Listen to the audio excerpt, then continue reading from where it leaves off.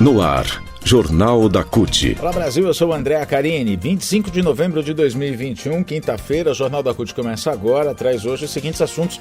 Saiba onde o Carnaval de 2022 está cancelado por causa da Covid-19. TST condena a empresa a indenizar trabalhador negativado no Serasa por não receber rescisão.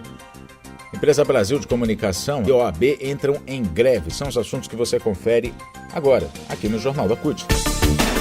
Rádio CUT, www.cut.org.br.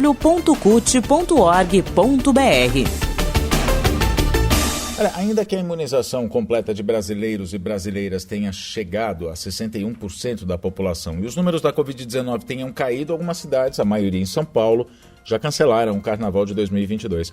Mesmo em cidades com forte tradição carnavalesca, como Salvador, Recife, Olinda, prefeitos e governadores de direita querem realizar a festa de qualquer jeito e enfrentam resistência dos de esquerda, que querem proteger a saúde das pessoas.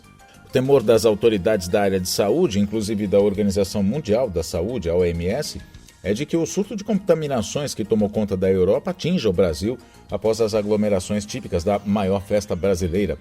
A experiência recente vivida pelo Brasil e outros países justifica a preocupação. No começo de 2021, a gente lembra bem, o Brasil enfrentou uma segunda e mais agressiva onda de contaminações pelo coronavírus, que, segundo especialistas, ocorreu justamente por causa da flexibilização de regras de distanciamento social e pelo relaxamento nos cuidados para evitar a transmissão do vírus. As festas de fim de ano, viagens de férias, foram decisivas para que novas cepas se propagassem, matando mais milhares de brasileiros. Em entrevista ao jornal Brasil Atual, o médico sanitarista Gonzalo Vecina, um dos fundadores, inclusive, da Agência Nacional de Vigilância Sanitária, Anvisa, alertou que a pandemia no Brasil só vai acabar quando não houver mais casos em outros países. Ele diz que hoje há possibilidade, sim, de novas variantes e de tudo começar de novo. E explicou que, apesar de a vacinação no Brasil ter diminuído o número de casos, após 6 meses da imunização, os anticorpos tendem a baixar, o que torna as pessoas mais suscetíveis à contaminação. Ele falou, inclusive, sobre a importância da dose de reforço, a terceira dose, Sobre o carnaval de rua, ele diz, diferente de ambientes fechados, não tem como controlar as pessoas que se encontram nas ruas. Quando há controle, tem risco baixo. Aglomerações de carnaval aumentam o risco também porque vai ter pessoas que não foram vacinadas. Então, para o médico realizar atividades no carnaval de 2022, ele diz, é uma ideia doida. Sem contar, que nessa época o país recebe muitos turistas europeus para o carnaval e por isso pode causar um aumento de casos por aqui no Brasil. Ele defende, inclusive, que europeus não venham para o Brasil, que se feche a fronteira. Bom, vamos falar das cidades agora, os locais. No Espírito Santo, por enquanto, a única decisão de cancelar o carnaval foi tomada na cidade de Guarapari, depois de uma reunião realizada entre a Secretaria de Turismo da cidade e representantes das escolas de samba e blocos carnavalescos no dia 3 de novembro. O motivo é que a cidade ainda não tem 90% da população vacinada. No Paraná, vice-líder do governo na Assembleia Legislativa, o deputado Cobra Repórter, do PSD, entrou com requerimento de cancelamento da festa, alegando a necessidade de manter baixa a taxa de contaminação no estado. No estado de São Paulo, mais de 70 cidades já cancelaram o carnaval, todas no interior paulista. Na capital paulista, os blocos estão se inscrevendo, ainda não chega a 900. Ano passado foram 960 e tantos, esse ano ainda são 800 e quase 870. Mas o carnaval deve ser realizado de 6 a 19, de 19 de fevereiro, ao contrário, 19 de fevereiro até o dia 6 de março. Em Salvador, o carnaval ainda está indefinido. Os trio elétricos, geralmente com a animação de artistas famosos, são tradição na cidade, e levam milhares, até milhões de pessoas, na verdade, às ruas da capital baiana. O prefeito da cidade, o Bruno Reis, que é do DEM, já se manifestou a favor da realização. Já o governador do estado, Rui Costa, do PT, por sua vez, é contra e já anunciou que, se houver carnaval, a Polícia Militar não vai fazer a segurança. Ainda assim, nessa semana deve haver uma reunião entre os dois para definir se o carnaval vai ser ou não realizado. Ainda na Bahia, em Porto Seguro, a prefeitura tem dito que é prematuro anunciar a festa, mas ao mesmo tempo vem estimulando o comércio de turismo com a divulgação da alteração do percurso do Carnaval 2022, Vem estimulando o turismo, na verdade. As vendas de passaportes para festas particulares, como o Carnaporto Axé Moa Folia, que tem como organizadores o vice-prefeito da cidade, que também é secretário de turismo, o Paulo Onishi, que é do PL, conhecido por Paulinho Toa Toa, já estão à venda.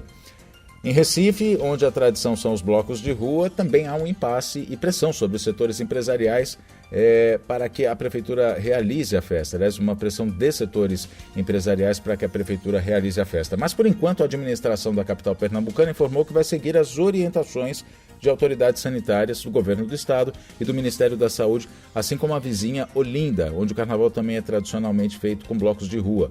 Em João Pessoa, na Paraíba, a festa de Réveillon na praia já está confirmada. Mas como na capital paraibana tradicionalmente não tem festividades no período de carnaval, apenas algumas atividades como o projeto Folia de Rua, as autoridades ainda estão discutindo se liberam ou não. O prefeito Luciano Cartacho, do PP, quer liberar as aglomerações, mas o governo do estado, liderado por João Azevedo do PSB, quer restringir o acesso a apenas 50% de pessoas. Várias prefeituras do estado da Paraíba aguardam decisão tanto do governo do estado como de órgãos de saúde para medidas de prevenção à contaminação para poderem se posicionar. No Ceará, o governador Camilo Santana do PT já se posicionou. Diz que é contra a realização de grandes eventos como o Réveillon e o Carnaval e ele afirma que seria uma tragédia para o estado enfrentar uma nova onda de casos de Covid depois das aglomerações de Carnaval. Direitos. Justiça favorável ao trabalhador. A segunda turma do Tribunal Superior do Trabalho condenou a Robert Bosch Limitada de Curitiba a pagar uma indenização de R$10 mil a um trabalhador que não recebeu a rescisão e, sem poder pagar as contas, foi negativado e teve o nome inscrito no Cadastro Nacional de Devedores do SPC Serasa, que listam os inadimplentes, né? Na reclamação trabalhista, o empregado que atuava, na verdade, no almoxarifado da empresa, que é o setor de estocagem de produtos para uso interno, disse que foi dispensado por justa causa por ter supostamente agredido um colega e sem o dinheiro da rescisão não pôde pagar suas obrigações até que o nome foi inscrito no Serasa. Ou seja, ele foi negativado, ficou com o nome sujo na praça, o que implica em dificuldade para conseguir empréstimos e financiamentos para abrir uma nova conta corrente. Enfim, a gente sabe de todas as dificuldades. Depois de todo esse perrengue, o trabalhador pediu na ação uma reversão da justa causa, né? O pagamento das respectivas verbas rescisórias, portanto, e a indenização por danos morais. E ele ganhou a ação em primeira instância. Na segunda instância, o Tribunal Regional do Trabalho da 9ª Região deferiu os pedidos do trabalhador porque entendeu que a Bosch não havia comprovado a agressão física. Então, a demissão foi revertida para sem justa causa. Quanto ao atraso das verbas rescisórias, os desembargadores do TRT 9, o Tribunal Regional do Trabalho da 9ª Região, determinaram o pagamento de R$2 mil como indenização, levando em conta o valor da dívida do trabalhador, que era R$ 1.300. Mobilização. Falar sobre greves, jornalistas e radialistas da empresa Brasil de Comunicação, a EBC, expostos à exploração, assédio e retirada de direitos, decidiram entrar em greve a partir das 00h desta sexta-feira. A decisão foi tomada em assembleias simultâneas na terça-feira no Rio de Janeiro, em Brasília e em São Paulo. Criada em 2007 no governo Lula para prestar serviços de radiodifusão pública e gerir as emissoras de rádio e televisão públicas federais, a EBC se transformou, na verdade, numa empresa de governo da ocasião depois do golpe, com mudanças na programação para atender a ideologia de extrema-direita tanto do presidente Temer, do ex-presidente Temer, como do presidente Jair Bolsonaro. E, claro, segue o estilo autoritário e de ataques aos direitos aos trabalhadores e trabalhadoras. E, seguindo essa linha, a direção da EBC anunciou o fim do acordo coletivo de trabalho aos trabalhadores que estão sem reajuste salarial já há 2 anos. Outra greve, os trabalhadores da seccional paulista da Ordem dos Advogados do Brasil entraram em greve na quarta-feira, justamente uma véspera de eleição para a direção da entidade para o próximo triênio. A greve foi deliberada em assembleia da categoria realizada na quinta-feira, dia 18. Os trabalhadores estão há 2 anos sem reajuste salarial e sem acordo coletivo de trabalho, que, segundo lei, é um instrumento de caráter normativo, resultado de negociação entre uma ou mais empresas e entidade sindical de trabalhadores, com o objetivo justamente de estabelecer condições de trabalho, manutenção de benefícios conquistados e ampliação desses benefícios em comum acordo entre empregadores e trabalhadores. O Jornal da CUT fica por aqui. Muito obrigado pela sua companhia. Nós nos falamos na próxima edição. Até lá.